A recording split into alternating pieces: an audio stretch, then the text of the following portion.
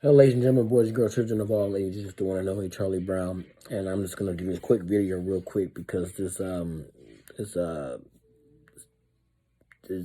think she's a conservative or something like that, whatever.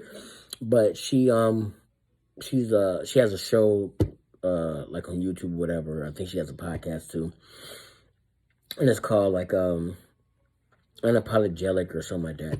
But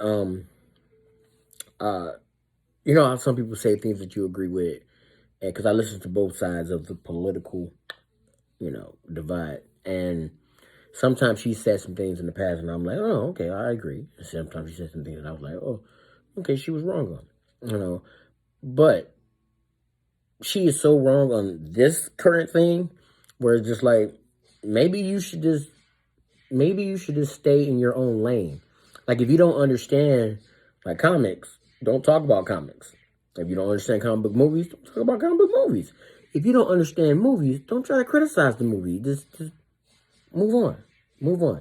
I mean, we live in a day and age currently where everybody thinks their opinion matters. You're free to say whatever you want to. That's fine. However, I'm also free to correct you.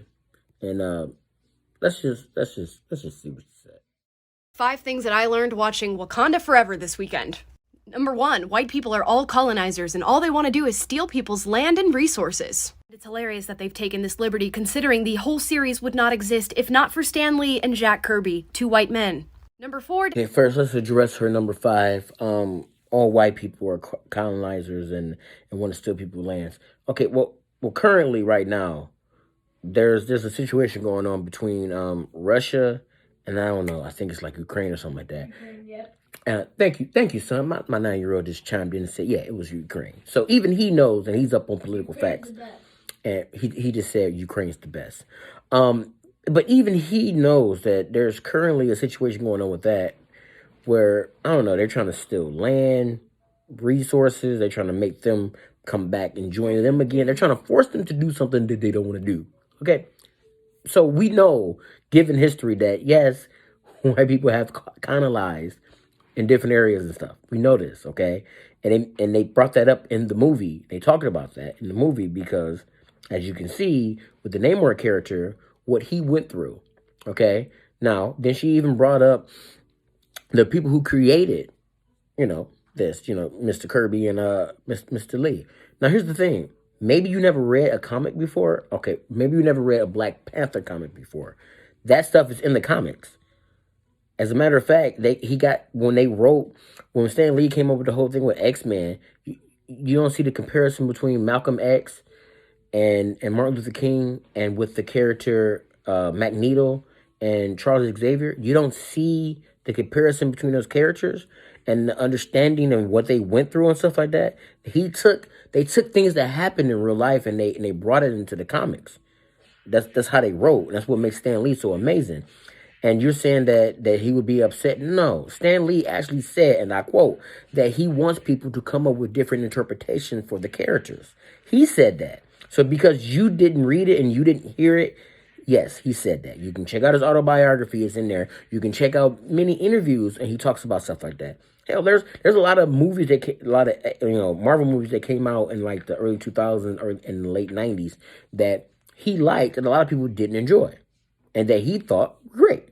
And a lot of people didn't think that way. I mean, again, everybody has their own opinion. But this is not taken away from anything that they did. When they created the character, they talked about things like this in the comics. So now, if you may, please take your time and go read some of the comics. You will enjoy them. Trust me, I know. Number 4, diversity is only about skin color, because even though we have a bunch of Black female characters in this movie, they all have the same personality and the same motivations. Number 3. Okay, let's jump into your number 4. Well, they're talking about diversity because if you didn't notice the people that they were going against, Namor and his crew, if you didn't notice, like, what they represented, who they represented, okay, that's diversity because you also, like, again, when you talked about number 5, you talked about white people and stuff like that. There was, so there's other characters and stuff like that and other races of people in the movie, okay? And as a matter of fact, if you look at, especially if you saw the first Black Panther and then you saw this one, you can see the different tribes within the council, and even the different characters, even the one character that the queen went to go and get that brought her back. Remember Black Panther's love interest? Yes, badass. She's a badass. So with her character, why she chose not to come back, her motivation was the reason why she chose not to come back. Why did she not come back? What was she going through? Was she hiding something? Okay, so she had those motivations because she didn't even know what was going on over in Wakanda until the queen came and got her. Okay, so now you're telling me that Shuri had the same motivations that who was in charge of I can't pronounce the name of. Anyway, so you're saying we'll just say one of the king's guards. So Shuri had the same motivation as her? No. As a matter of fact, if you watch the movie, Shuri went through a lot of things in that movie, not to mention the fact that she didn't even really care about old traditions. She always turned her nose up at it. So the things that she was going through spiritually, mentally, was way different than the things that other characters in the movie was going with. Even Ubaku. Ubaku softened himself up in this movie because he made a promise to T'Challa earlier on about what he would do to give counsel to his sister if anything would ever happen. So there's so much going on. Not every character has the same motivation. But if you're using that as a token to say, well, maybe they have the same motivation because they're trying to protect Wakanda, yes. Everybody within that nation wants to protect that nation. That's kind of how it goes. I'm an American. Everybody in America. Well, I'm in America. And if we go to war with somebody, well, I want to know why. And I want to protect America because I so happen to be an American. I'm here in America. That's kind of how it works. So my motivation would be to make sure I can take care of my family, my friends, and my nation. And that's what we do.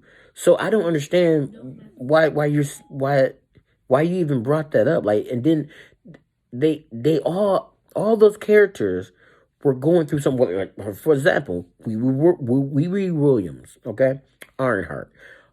Her motivation was not to be killed by a dude who has wings on his ankles. People in this movie had different motivations. What are you talking about? Maybe you didn't watch the same movie that I watched. And it could just be because you don't understand the characters because, again, you never read the comics. Number 3, apparently it's unusual to be an extremely smart black female because the movie treats it like it's something we've never seen before. Number 2. Okay, number 3. Let's get into number 3. The movie does not treat it that way. They make a comment when she talks about black girl magic and stuff. The thing that Shuri was trying to figure out is how she was able to make that with the things that she had that was able to detect vibranium. Okay, so you have to think about what happened in the movie and the reason why Shuri reacted that way to her, as well as other characters outside acting that same way to them. As a matter of fact, when you go there and when you go in Wakanda, you can see many women sitting there in the lab right there behind Shuri.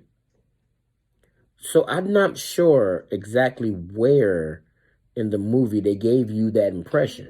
Maybe it's because Shuri said that the elders don't really think about that. Well, yeah, because the elders are not into technology like the younger generation is. And that thing happens just like that in real life anyway. Even without the movie, you see stuff like that all the time. There's a lot, like, for example, I know a lot of older people who do not understand a lot of things when it comes to technology, and they have to learn those things, okay? My son's 9 years old, amazing. You put a device in his hand, he'll figure it out. However, there are older people that don't understand the concept of a lot of things that happen with a lot of technology that we have today. So that's why they made that comment. The elders did not believe in something like things like that. Just like, for example, the character Shuri, she didn't think, she snuffed her nose, she turned her nose up at tradition, older things. And you have many people today that do the exact same thing. And a lot of people are like, well, I'm not going to go to church because even though my parents went to church and my grandparents went to church and they went every Sunday, it was tradition. That's what they did. It was what we did as a family. I don't want to do that. I praise God when I hang out with a small group of people and a small group of my friends, or when some churches have things called small groups and they sit down and they do that together, or I watch it on my phone. There's technology again. I watch it on my phone. Instead of reading the newspaper like my parents did, my grandparents did. I get all my information on my phone now. I don't need to read the newspaper. I don't have to go and pick it up. See, because there's a difference in the divide between the ages and the generations, and that's why things like that happen. Okay? But in the movie, they did not act like stuff like that didn't happen. They didn't do that. As a matter of fact, the character Riri is extremely smart. She's the type of character that can just grab a bunch of stuff and just put it together, make something, and move on. Okay? She's just like, boom, MacGyver. There you go. She's MacGyver. That's the best way of putting it. But again, it's the items and things that she put together and what she had to use to make a device like that was able to detect vibranium. I think maybe you just need to read the comics, and I hope you do. Please. Read the comics. Number 2, women can be just as strong as men and less emotional, and there is no biological or innate difference between men and women, according to this movie. Okay, your number 2 proves that you didn't even watch the movie. You did not watch the movie. In the movie, they show you this amazing fight sequence between one of the Turk Hounds going against one of... oh my God, I can't even see it. One of the King's Guards. They had this amazing fight sequence on that bridge. How did you miss that? He beat the crap out of her. She got her butt kicked. And then the only way she was able to best him at the end is because she had a suit that was made by Shuri, which means that she used her brain to make the suit that she had on. So, again, this goes back to your number 3. What are you talking about? You didn't see the movie. There's no way you saw the movie and you didn't see that. Then they even show a sequence in there where Shuri has to come up with a way to defeat who? Who did she have to try to defeat? Who?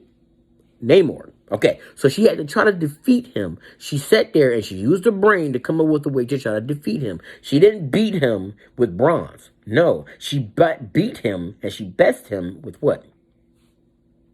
The brain.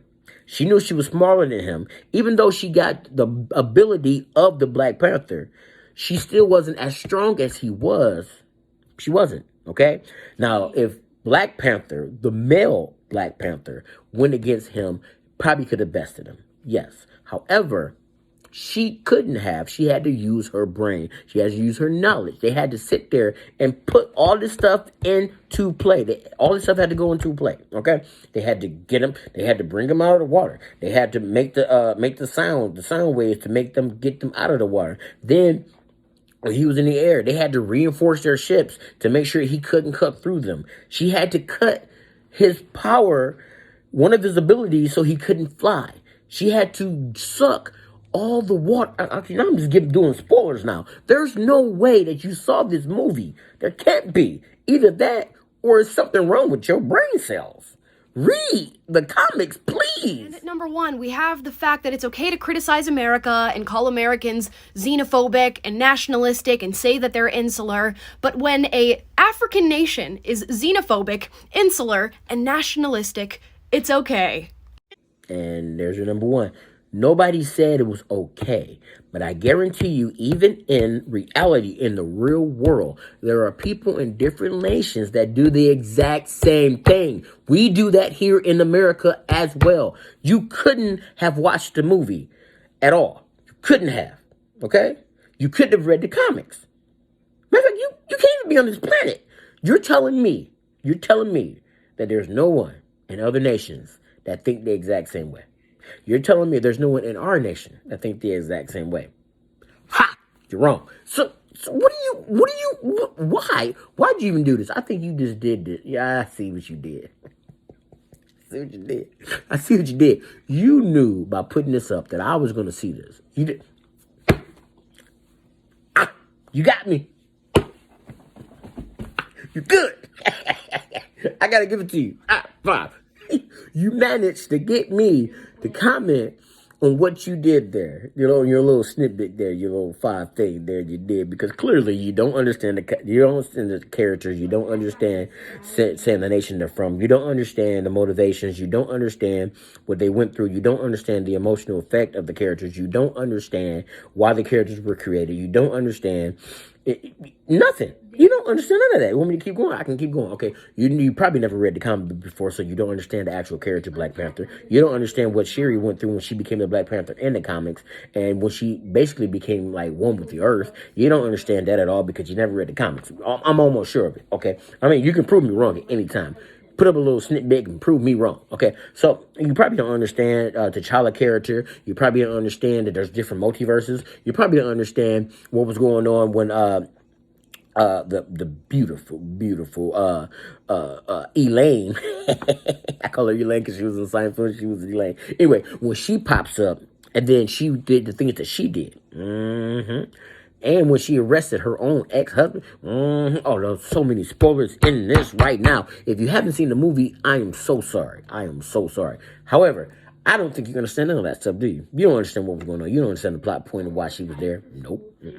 Nope. Because I guarantee you never watched Falcon and the Winter Soldier, did you? Nope. Nope. Because he had this whole speech into that about how we need to come together and stop all the nonsense and do what's right for the people. I'm pretty sure you totally missed that. You probably said it was woke. Listen, just do me a favor, please. Please, I'm begging you. I am begging you. Read the comics. You will enjoy them. Black Panther is an amazing comic. As a matter of fact, not just Black Panther.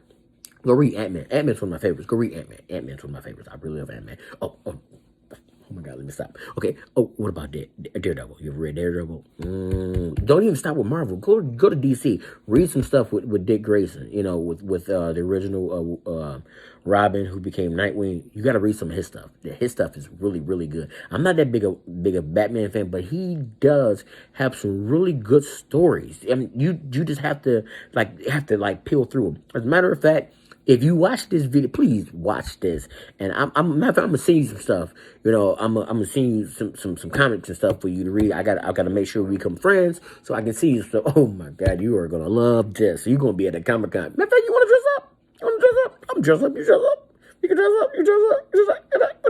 No, how about Black Widow? You can dress up as Black Widow, right? And I'll dress up as who could I dress up as? You dress up as Black Widow.